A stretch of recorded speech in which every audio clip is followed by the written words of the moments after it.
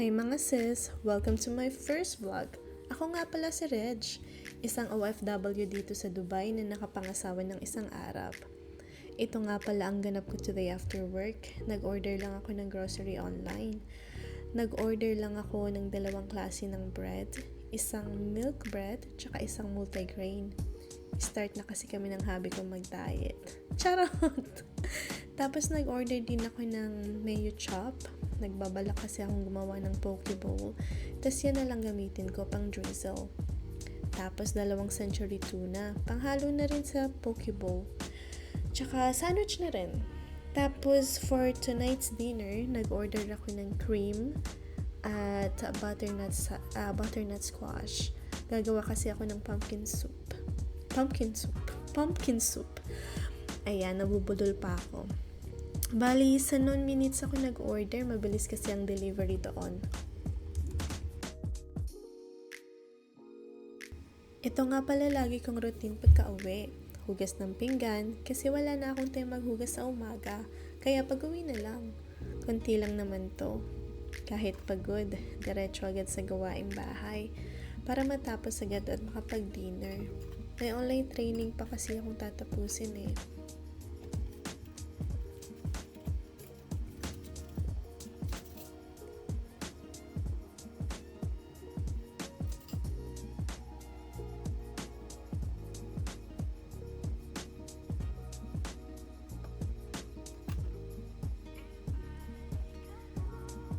Itong mga disposable containers, itatapon ko na lang at nagkabasag-basag na.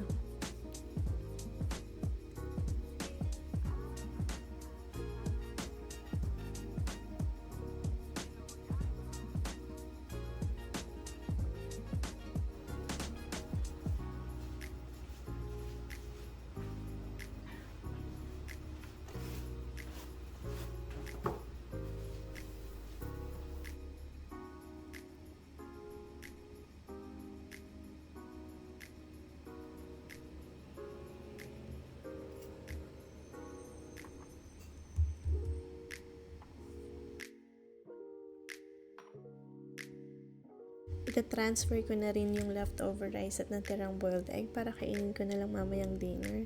Sayang kasi baka mapanis. Kanina ko lang naman niluto yan pero sayang. Hindi kasi inubos ng asawa ko yung itlog.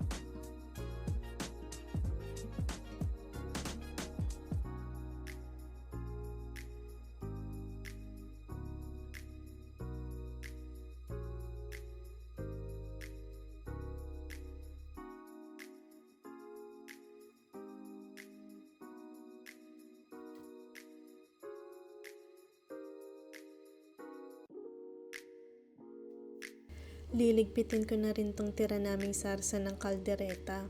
Sarsa na lang naman kasi yan, wala nang laman. Bali, konti na lang siya at wala na rin naman kakain. Kaya, hindi rin naman pwede sa aso namin. Kaya, itatapon na lang namin. So, ganyan ako magtapon ng tirang pagkain. Ilalagay ko muna siya sa maliit na plastic.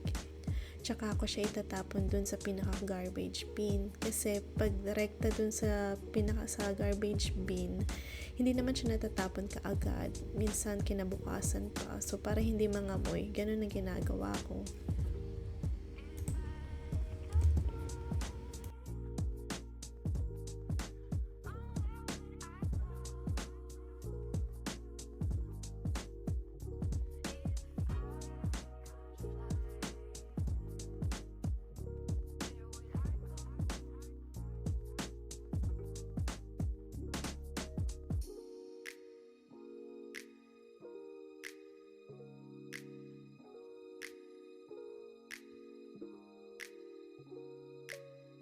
Ano ba naman tong butter na squash na to, napakatigas.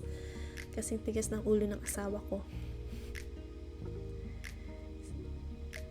So, i-quarter ko lang siya, hahatiin ko lang siya into 4.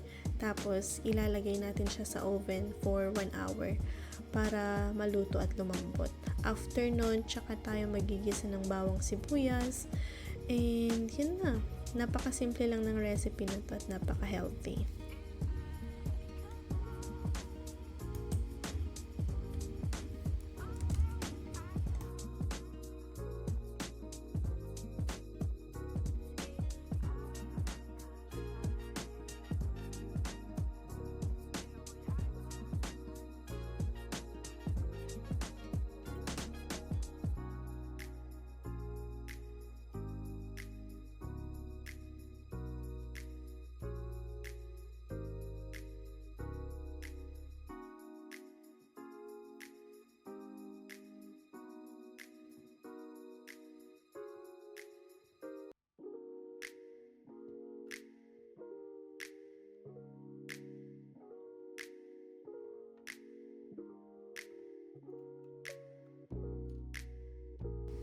Bale, ang seasoning lang na ilalagay ko sa pumpkin is salt tsaka sumac.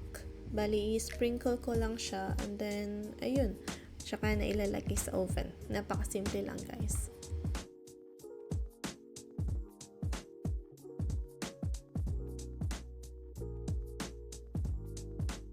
Ito nga palang sumac, guys, kahit saang grocery store dito sa Dubai, makikita mo siya. Kasi parang Arabic spices din siya or Turkish spices. So usually, alam niyo yung sibuyas na may pula-pula sa restaurant, kung nakikita niyo pag nag-order kayo ng grilled, yun yung sumac. Bali, medyo tangi siya. Tapos, maghihiwa lang tayo ng sibuyas at bawang. And, ano pa bang other spices na ilalagay natin? Ito lang. Bali, igigisa lang siya sa sibuyas, bawang. And, mamaya, i-blender lang natin siya para medyo lumapot. And, lalagyan lang na siya ng konting cream. And, that's it. Wala kaming chicken stock, kaya ang gagamitin ko na lang is Knorr cubes.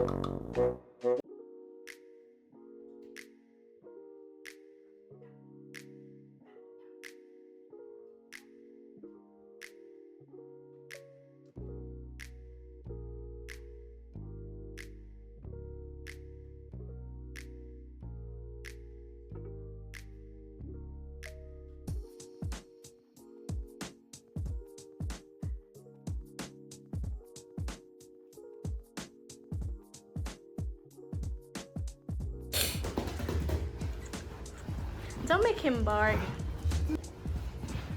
Ayan nga pala guys ang hobby ko at ang pet namin si Latte.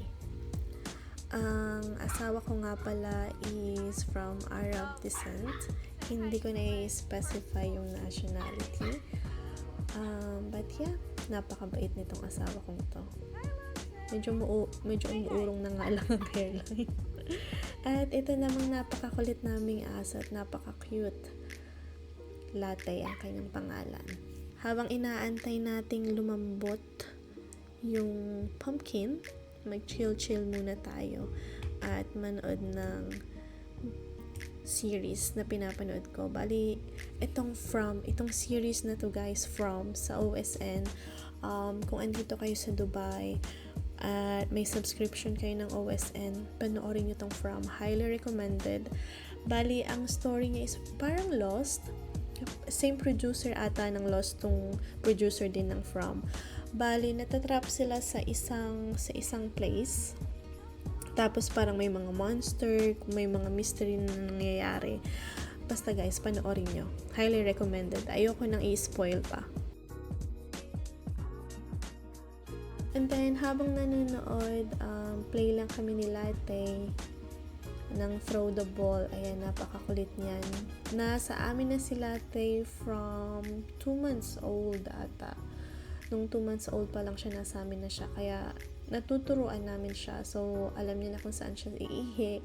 Ayan, pag throw the ball ka, alam niya nang ibalik sa amin. Marunong na rin siya pag sinabi mong sit and po. Ayan, marunong na siya.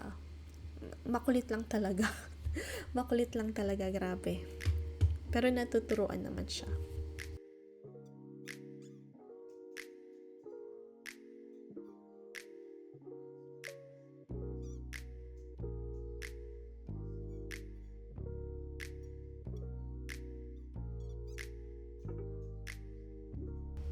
So, ayun na nga, after natin mag-chill, manood ng From, start na tayo magluto ng pumpkin soup. Hindi ko na napakita kung paano ko inalis sa balat yung pumpkin at medyo chinap ko siya. So, ayan, magigisa lang ako ng sibuyas and bawang sa may butter at may konting oil. Hindi ko na napakita kung nung paano ko nilagay yung bawang tsaka yung pumpkin, pero yun lang naman ay nilagay ko, tsaka yung nor cubes tsaka konting water. And then after nyan, madali na, i-blend na lang. Yung kung may hand mixer kayo, yun lang ginamit ko. Yung sa amin kasi medyo mapurol na, kaya hindi siya masyadong na blend or naging smooth. Pero okay na rin yan, makakain na rin, lamang tiyan na din.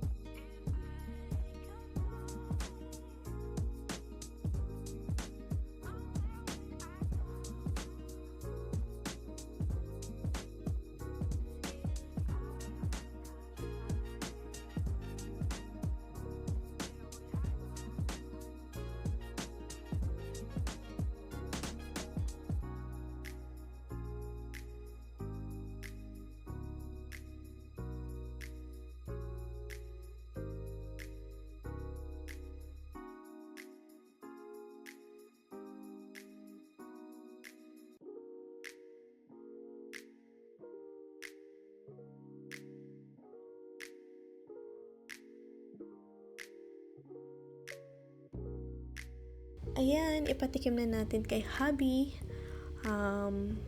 Ito yung first time niya na makakatikim ng pumpkin soup. Actually, pati ako Nag-research lang ako sa TikTok ng recipe. I think yung kay Andy Cooks, yung nakita kong recipe. Yun yung finalo ko. So, ayan, tinitikman niya na. At nagustuhan naman daw niya. Hindi niya lang masyadong nagustuhan yung texture kasi nga hindi siya smooth. Pero yung lasa is okay. So, yung recipe ni Andy Cooks ay okay. Ayan naman sila, ate, kumain na yan. Hayaan nyo na. Nag-dinner na yan. So, ayan, hindi ko na nga napakita na nag-dinner na rin ako. Kino-continue ko na yung online training ko. So, ito palang online training na to is mini MBA. Provided siya ng ISA. ISA is a certifying body na sa mga industrial automation company. So, yung kumpanya namin is nasa industrial automation. Kaya, yung mga training na kinukuha namin is from ISA. Because yung mga case studies, success stories na binibigay nila sa mini MBA na to is related sa field namin. So, yun lang guys. Maraming salamat. Sa susunod ulit. Bye!